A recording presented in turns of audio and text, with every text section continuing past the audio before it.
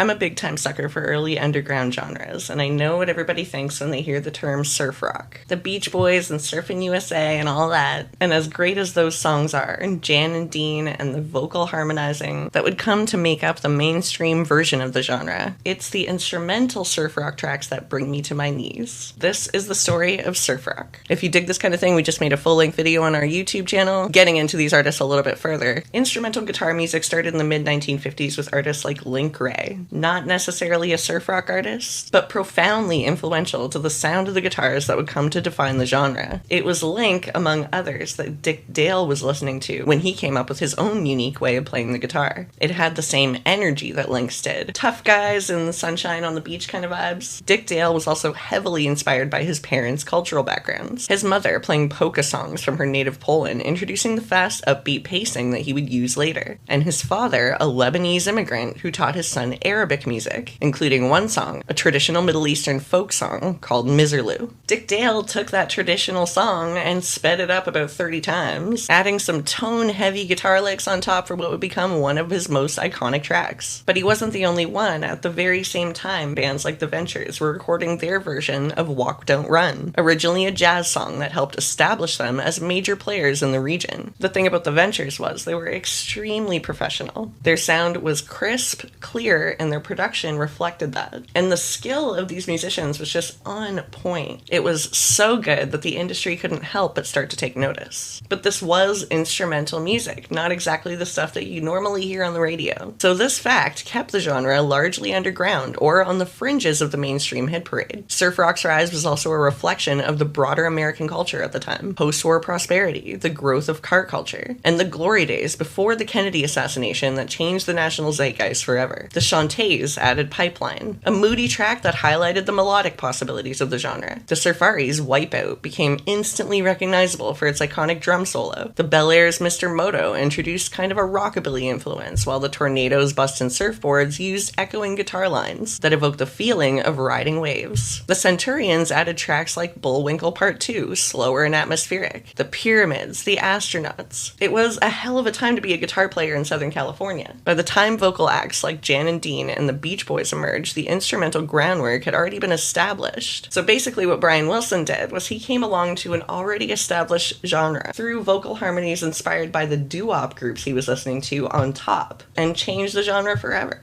This shirt is part of our new merch line, a tribute to hot sunshine and cool music. Follow the link in our bio to check out the whole collection.